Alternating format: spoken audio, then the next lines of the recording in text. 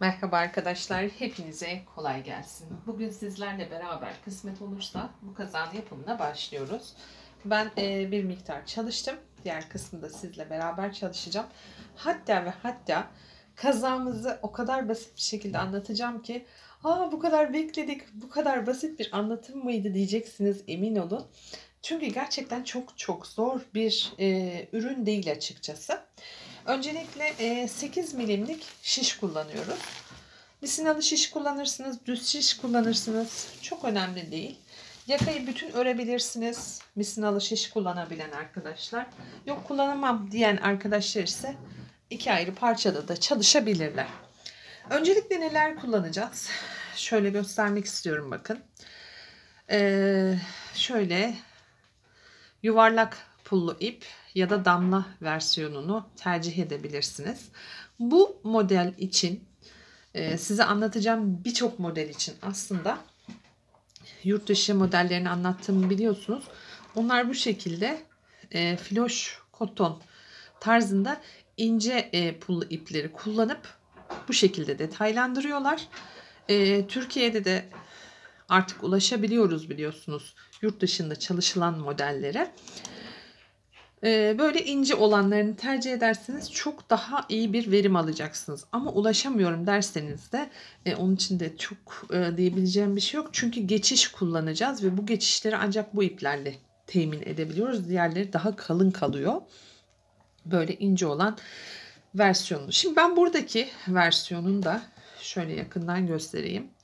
Bakın şıkır şıkır parlıyor görüyorsunuz. Hem örgünün ön yüzünde hem de arka yüzünde yeterince pulu var. Yani ekstradan pullarla uğraşmanıza gerek kalmıyor. Evvelden biliyorsunuz pullu modeller çalışırken pulları ön tarafa taşıyabilmek için ya cımbızla tek tek çekmemiz gerekirdi ya da örerken belirli bir teknik kullanmamız gerekirdi. Ama şu anda özellikle benim kullandığım bu versiyonda bakın şu anda burada 3 tane yuvarlak pullu ipi, aralara da küçük pullu ipleri yerleştirmişler. Damla versiyonunda ise bunu da çok sevdim. Bunun da görüntüsü bakın şu şekilde, hemen yanında da küçük yuvarlak pulu var ve oldukça yoğun duruyor. Yani tam istediğim sonucu elde etmemi sağlıyor. İsterseniz dediğim gibi damla pulludan, isterseniz yuvarlak puldan temin edebilirsiniz. Burada kullandığım Angora bu gri arkadaşlar. Bakın şöyle yan yana geldiği zaman çok da belli olmuyor. Dilerseniz siyahtan, dilerseniz benim yapmış olduğum gibi griden başlayabilirsiniz. Griden başlayacak olan arkadaşlara Alize Angora Gold 87 arkadaşlar. Lot numarasını vermeme gerek yok. Çünkü lot dedikleri kazan. Benim bu tarafta bulduğum kazan numarasını siz kendi şehrinizde bulamayabilirsiniz. O yüzden alırken siz kendi alacağınız lotları birbirine denk getirin. Eğer lotları birbirine denk getirmezseniz ton farkı olacaktır. Bu beyazda bile oluyor. O yüzden ben size verirken lotu söylemeyeceğim. Sadece renk numarası 87. Ama siz alırken muhakkak lot numaralarınıza da bakmanız gerekiyor. Onun dışında da beyaz bir angora kullanıyorum. Bu 3 iple, bakın şu 3 iple bu şahane model ortaya çıkmış oluyor. 8 milimlik şiş kullanıyorum. Eliniz çok sıkı ise 9 milime çıkabilirsiniz. Öncelikle yapmanız gereken, şurada beyazla göstereceğim. Örgüye başlarken bakın 2 kat, daha sonra bir kat daha ekleyeceksiniz buraya. Şu şekilde 3 katla 65 ilmek atacaksınız arkadaşlar şişinizin üzerine. Gri ile başlıyoruz ya da daha koyu renkteki bir iple. Farklı tonları da var. Kahve tonları, gül kurusu tonları, lila tonları, her tonu kullanabilirsiniz. Önemli olan koyudan açığa gitmek. Yani hep en koyudan en açığa gideceksiniz. O yüzden dediğim gibi siyah, gri, beyaz kullanabilirsiniz. Lacivert, gök mavi, beyaz kullanabilirsiniz. Ama ben burada mesela 2 tane farklı ip kullandım ama geçişlere baktığınızda bakın şu şekilde geçiş yerine baktığınızda bakın en koyu olan yerden en açık renge kadar olan yeri 2 iple çalıştım mesela. Önemli olan bu ipleri aralara nasıl serpiştireceğiniz. Şimdi 3 katınızı çalıştınız ve 65 ilmek attınız şişinizin üzerine. Daha sonrasında ikinci sırada yani örme sırasında pullu ipi ilave ediyorsunuz örgünüze. Şimdi başlangıcı söyledim. Başlangıçtan sonra buradaki ipim, hazırladığım ipim şöyle bir yuvarlak ve şöyle tek bir ipe dönüşüyor.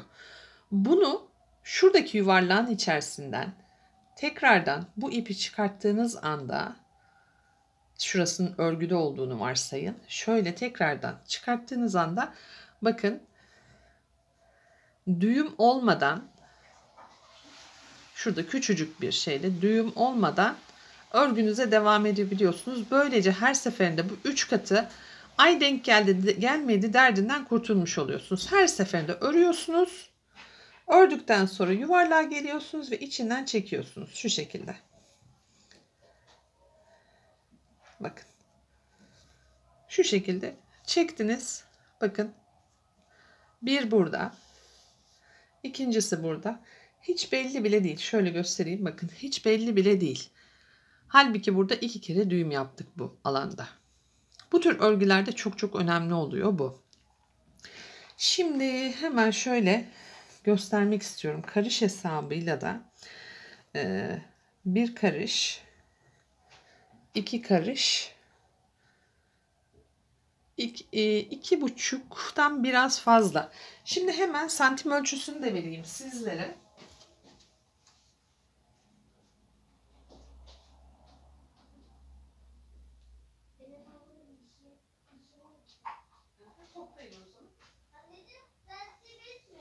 Tamam anneciğim. Santim hesabını da alalım hızlı bir şekilde. Mesela burası şu anda 55 santim. Şöyle baktığınızda 55 santim. 55 santim her bedene olur aslında. Salaş bir model olacak.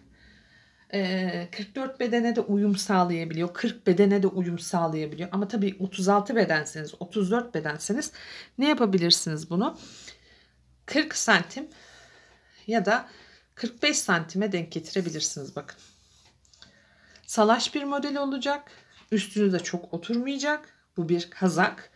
O yüzden 45 santim 50 santim olabilir. 44 bedenden büyükseniz o zaman da ne yapacaksınız? 60-70 santime denk getirmeye çalışacaksınız. Yapacağımız işlem şu. 3 renk olarak bahsetmiştim. Şimdi iplerin üstünde de anlatacağım sizlere. Ne demek istediğimi daha iyi anlayacaksınız o yüzden. Şuradaki alan. Şöyle kadrajı çekeyim. Evet. Şurada bakın şu kadarlık bir alan var. Kaç santime denk geliyor orası? Şöyle hemen hemen 8 santime gelen alanı 3 kat gri, bir kat da beyazla geçirdim. Daha sonrasını şuradaki bakın şuradaki alan, hemen ona da bakıyorum kaç santime denk getirmişim.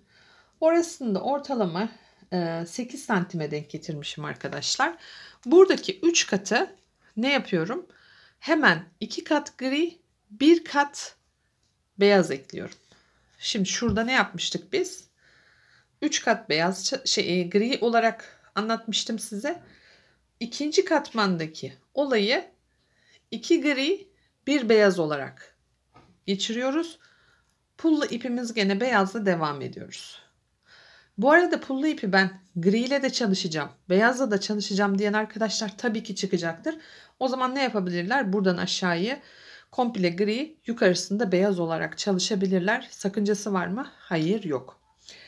Ortalama 8 santime denk gelecek şekilde bakın şurada şurayı ilk 16 santime bu şekilde çalıştıktan sonra şuradaki alanı ne yapıyorum?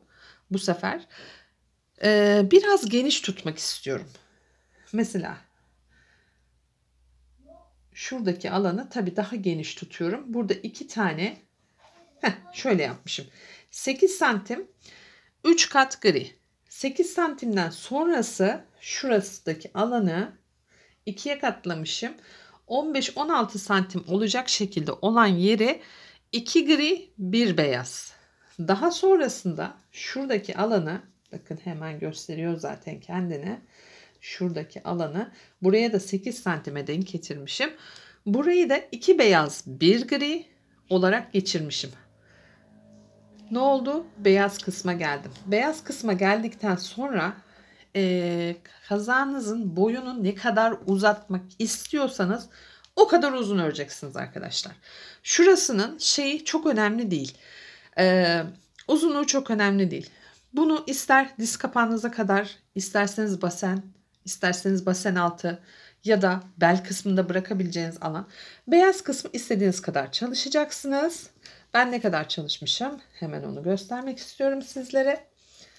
Şöyle göstereyim.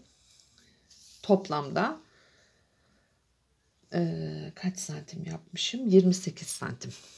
28 santim örmüşüm. Şimdi 28 santim örerken bir farklılık yaptım burada. Hemen onu da göstereyim sizlere. Bakın şöyle bir kulakçık açtım. Bu kulakçığı niye açtım? Düşük kol olmasını istiyoruz. Düşük kol olmasını istediğimiz için de yukarıya doğru dümdüz çıkartmadım. Hafif bir kavis verdim. Kaç sıradan sonra beyaza geçtikten sonra 1, 2, 3, 4, 5, 6. sıradan itibaren her ön sırada 1, 2, 3, 4 toplamda 5 kere bir artış yaptım. 5 kere artışımı tamamladıktan sonra da hemen şuradan santimi alayım. 20 santim kadar da bu şekilde ördüm. 20 santimi tamamladıktan sonra yaka kısmına geldim. Yaka kısmında sağ omuz için 14, sol omuz için 14 tane ilmeği bakın bu şekilde beklemeye aldım. Beklemeye aldıktan hemen sonra, bu arada burada iplerim karıştı. Orayı da göstereceğim. Çok kolay ve basit bir anlatım olacağını söylemiştim sizlere. Beklediğinizde değecek demiştim. Buradan hemen tam yakayı çıkarttık. Yakayı çıkartırken de şöyle göstereyim. Her şu yanlarda bizim bakın V'lerimiz oluyor. Görüyor musunuz? Şuradaki V'ler. 1, 2, 3 de iç sırada. Yani örgünün düz yüzünde ama düz örgü sırasında da modeli çalışırken, giyerken şu şekilde giyeceğimiz için örgünün iç tarafında kalacak yeri ne yapacağız? Sağdan ve soldan birer tane ilmek attıracağız. Her 3 başak boyunda. Burayı istediğiniz genişlikte tutmak sizin elinizde. Ayrıca 8 milimlik çalışıyoruz. Bu sıraya geldikten sonra hemen santimi de vereyim sizlere. Şuradan şöyle santim hesabında hemen hemen 17 santime kadar olan yeri ördükten sonra 9 numaralı şişede geçebilirsiniz. Bu da bir seçenek. Bunu yaptık. Ne yapıyoruz? Ondan sonra oldukça bol bir şekilde keseceğiz. Şimdi bakın benim arttırmalarım bitti. Bakın şurası benim omuz bölgeme denk geliyor. Bu düşük nasıl diyeyim? Omuzları dışarıda bırakan bir kazak olduğu için ama aynı zamanda da degaje kullanabilirsiniz bunu. Onun nasıl olduğunu da manken üstünde zaten göstereceğim size. İlla omuzlarınızı dışarıda bırakmanıza gerek yok. Bu modelleri aynı zamanda degaje olarak da kullanabiliyorsunuz. O yüzden burayı biraz uzun bırakmanız gerekiyor. Ki bakın 17 santim yeterli değil. Ne yapacaksınız? Şöyle örgüye devam edeceksiniz. 25 hatta 30 santime denk gelecek şekilde örgünüze devam edeceksiniz ve kesme işlemini yaparken 8 milimlik şiş ile çalışıyorsanız 9 milimle bitireceksiniz. 9 milimliğe geçtiyseniz eğer 17 santimden sonra 10 milimlik şiş ile bitireceksiniz arkadaşlar. Daha sonra bloklama işlemi var. Bloklama işlemini yapabilen arkadaşlar bloklama işlemini yapacaklar. Yapamayan arkadaşlar hafif bir buhar ütüsü yapacaklar. Tabii her iki tarafta bittikten sonra. Şimdi ben özellikle bakın arka kısmını bitirdim. Hemen hızlı bir şekilde diğer tarafını da bitireceğim ki bu yan dikişlerin nasıl olduğunu göstereceğim sizlere. Aslında kanalıma çok evvelden abone olan arkadaşlar gizli dikişimin seneler evvel paylaştığımı biliyorlardır. Evet, çok gönül rahatlığıyla söyleyebiliyorum. İlk defa bizde gördüğünüz birçok örgüleri ben seneler içerisinde ya da ben paylaştıktan hemen sonra başka kanallarda da görmeye başlıyoruz. O arkadaşların da ellerine sağlık diyorum. Gizli dikişinde nasıl yapıldığını gösteriyorum. Daha sonra kollar. Kollarımız gelecek. Kolların çalışmasını da yapacağız kısmet olursa. Umarım anlatımdan memnun kalmışsınızdır. Haroşa örgü. Haroşa örgüyü hemen şöyle belirteyim. Örgüye yeni başlayan arkadaşlar. Şöyle ilmeklerim de çıkmış. Onları da hemen düzelteyim. Örgünün bu yüzü düz örgü. Yani şişi karşı tarafa, ipi karşı tarafa bıraktığımız örgüye düz örgü deniyor. Ben bu haroşa örgümü örerken düz örgüden faydalandım. Hem ön yüzünde hem de arka yüzünde, yani ters örgüyü öreceğim yerde de düz örgü örünce bu model çıkıyor arkadaşlar. Yani haroşa örgü çıkıyor. Bazı arkadaşlarım düz örgüyü tercih etmiyorlar. Onlar her iki tarafta da ters örgüyü ördükleri zaman gene aynı görüntü çıkıyor. Mantık şu: her iki yönde de aynı şekilde ördüğünüz örgünün ismi haroşa. Bakın, haroşa örgüyle ters örgünün arasındaki fark bu. Ters örgü, haroşa örgü. Ters örgüde diğer taraf düz ilmekler çıkar. Haroşa örgüde ise her iki tarafta aynı ilmekler çıkar. İki sırada bir sıra diş atar. Bakın, şu her bir diş iki sırada oluşmakta. O yüzden normal düz örgülere kıyasla haroşa örgüler daha çok sıradan oluşmakta. Herkese kolay gelsin. Diğer bölümde görüşmek dileğiyle. Hoşça kalın.